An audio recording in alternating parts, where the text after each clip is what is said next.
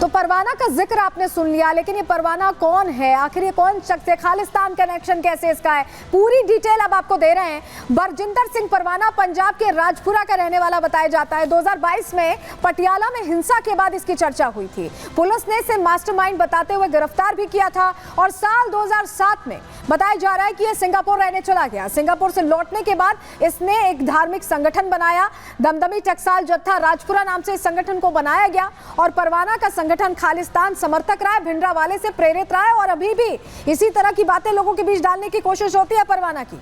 लेकिन कैसे ये अलग अलग मामलों में सामने आया, आपको ये बता रहे खालिस्तान समर्थक कैसे, खालिस्तान कनेक्शन कैसे। बरजिंदर सिंह परवाना जो है यहाँ पर खालिस्तानी समर्थक रहा है। इसने नारा दिया था कि खालिस्तान था, खालिस्तान है और खालिस्तान रहेगा। परवाना लगातार पंजाब में खालिस्तान मूवमेंट चलाने की बातें करता रहता है, जबकि भारत में खालिस्तान का कहीं कोई अस्तित्व नहीं है। कहीं नक्शे में भी आपने नहीं देखा होगा, ऐसी बातें बहुत होती हैं, होती रहेंगी। इस बीच किसान आंदोलन में भी परवाना का नाम आया था। साल 2021 में किसान आंदोलन के दौरान परवाना सक्रिय बताया गया। आंदोलन के दौरान इसने अलगाववादी बातें की, ऐसे ऐसे बयान दिए। आंदोलन कर रहे किसानों ने परवाना से दूरी बना ली थी उस दौरान, क्योंकि बहुत विवादित बयान इसकी तरफ से दिए जा रहे थे।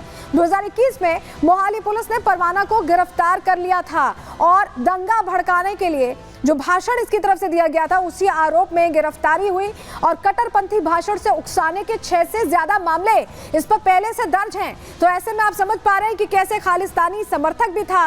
किसान आंदोलन के दौरान किसानों ने तक किनारा कर लिया था। इस तरह के हालात है और कट्टरपंथी लगातार खालिस्तान के समर्थन में ऐसी ऐसी बातें करता रहता है। पहले ये नैरेटिव देश के बाहर फैलाए जाते थे, अब देश के अंदर भी ऐसा लग रहा है कि खालिस्तानी गलत नैरेटिव फैलाकर फायदा लेने की कोशिश कर रहे हैं और बाबा बागेश्वर के बयान को अलग तरह से प्रेजेंट यहां लोगों के बीच करने की कोशिश हुई। रिपोर्ट इसी से जुड़ी आपको दिखा रहे हैं।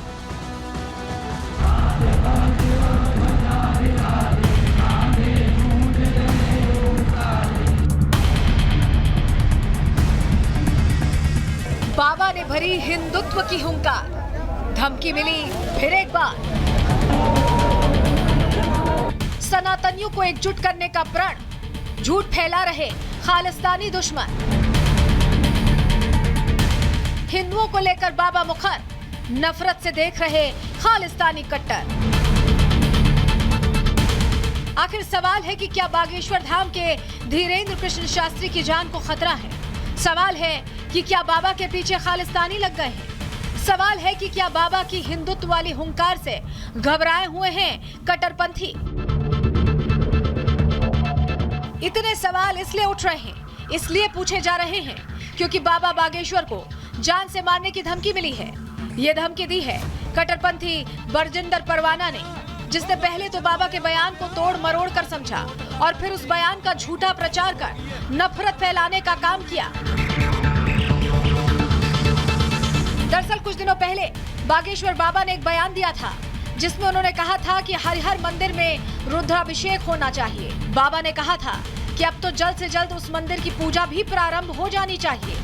बाबा का ये बयान संभल में चल रहे शाही जामा मस्जिद मंदिर को लेकर था, लेकिन कट्टरपंथी बरजिंदर परवाना ने इस बयान को हरमंदिर साहब से जोड़ दिया और पंडित धीरेन्द्र कृष्ण शास्त्री को उल्टी गिनती शुरू होने की धमकी भी दे डाली। इधर धमकी मिली तो एंटी टेररिस्ट फ्रंट इंडिया और विश्व हिंदू तख्त प्रमुख वीरेंद्र शांडिल्य ने पुलिस में शिकायत दर्ज करा दी। मांग रखी कि 48 घंटे के अंदर कट्टरपंथी बरजिंदर परवाना को गिरफ्तार किया जाए।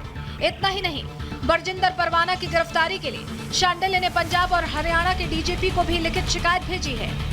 हालांकि ये पहली बार नहीं है जब पंडित धीरेन्द्र शास्त्री को ऐसी धमकियों का सामना करना पड़ रहा हो।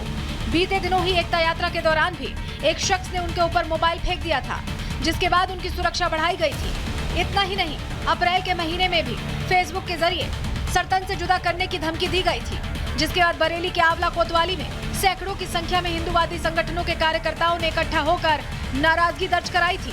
Bureau report, Republic Bharat.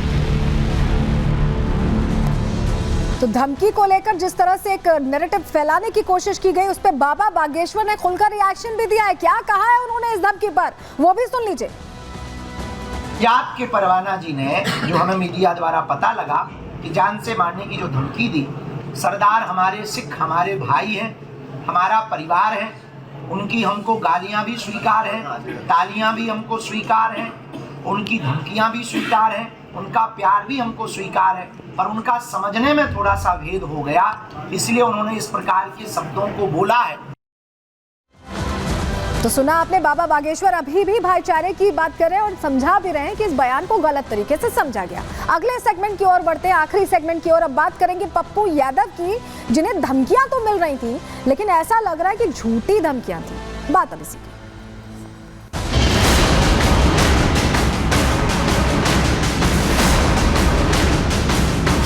Gang Bishnoi team Bihar Pappu Yadav Purnia सांसद को 5 से 6 दिन में हम लोग कत्ल करने जा रहे हैं। ये आ क्यों रहा है धमकी, ये क्यों दे रहा है, हमें क्यों मारना चाहता है? सांसद महोदय हैं, उनके सहयोगियों के द्वारा से कांटेक्ट किया गया। सांसद महोदय की सुरक्षा बढ़ाने के लिए आवश्यक है कि इस तरह की कोई धमकी का किया जाए और इनको तैयार कराया गया है।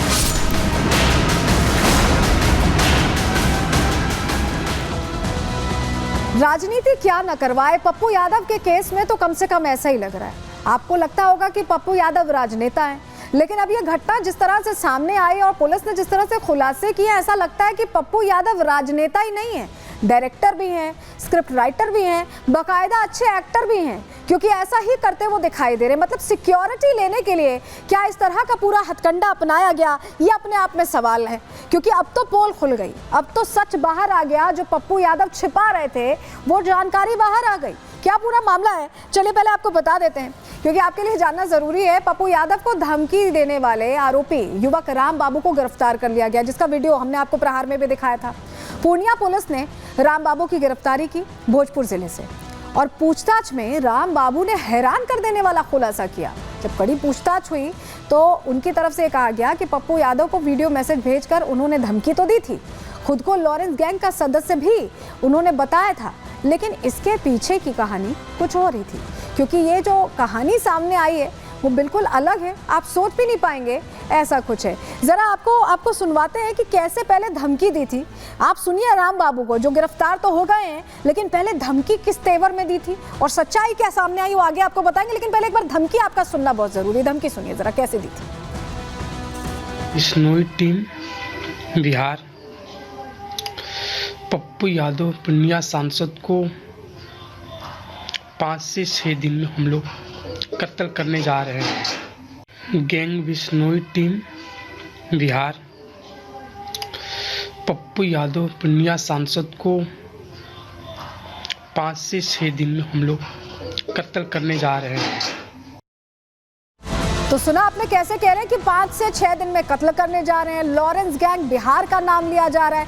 बार बार अभी जो घटनाएं हुई हैं, बाबा सिद्दीकी की जब मौत हुई, हत्या हो गई, उनकी लॉरेंस गैंग का नाम सामने आया।